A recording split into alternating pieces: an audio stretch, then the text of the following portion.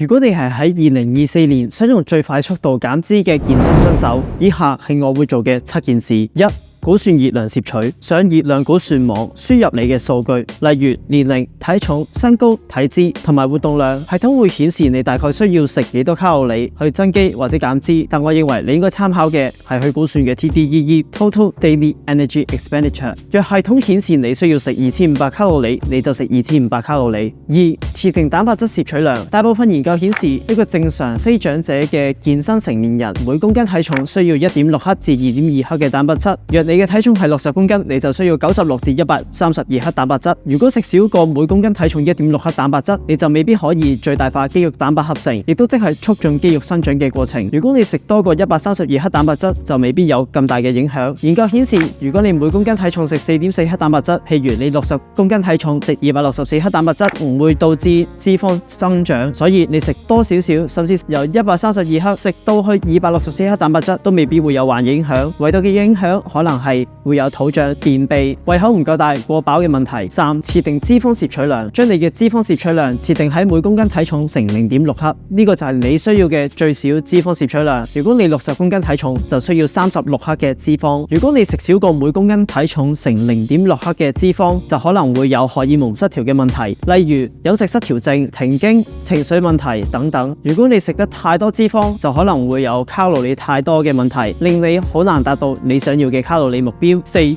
設定碳水化合物攝取量，要知道每克蛋白質或者碳水化合物嘅卡路里係4大卡，而每克脂肪嘅卡路里就係9大卡。用全日嘅 TDEE 減走脂肪同埋蛋白質嘅卡路里攝取量，就會係碳水化合物嘅卡路里攝取量。如果你全日需要2500大卡、100克蛋白質同埋40克脂肪，咁你喺碳水化合物攝取嘅卡路里就會係2500減100乘4減40乘9，就會係1740。你需要喺碳水化合物攝取1740大卡，1740除4就係435，你需要435克碳水化合物。5. 制定餐單，喺 MyFitnessPal 或者 Chronometer 輸入蛋白質、碳水化合物同埋脂肪3大衡量營養素相對嘅目標，輸入你需要食嘅碳水化合物、脂肪、蛋白質食物來源同埋佢哋嘅分量，從而達到你嘅目標。例如係100克蛋白質、40克脂肪同埋435克碳水化合物。同剛才講嘅一樣，蛋白質可以食超過100克，因為食超過100克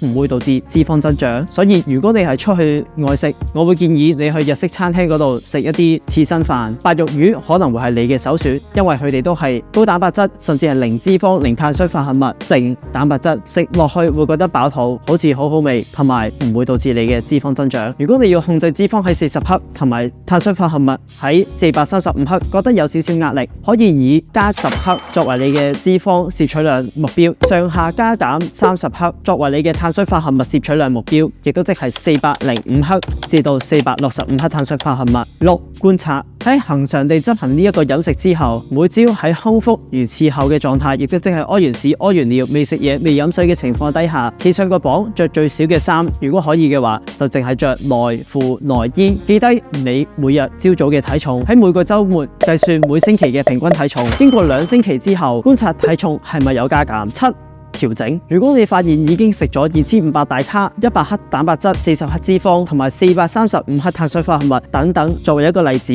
嘅衡量營養素，而覺得體重、身形冇任何變化，體脂冇減少，肌肉量冇上升，體重亦都冇變化，就可以嘗試增加或者減少脂肪或者碳水化合物嘅攝取量。蛋白質攝取量就建議保持不變，唯獨調節嘅係碳水化合物同埋脂肪嘅攝取量。例如可以試下減少70克嘅碳水化合物，食365克嘅碳水化合物，咪住先，435減70。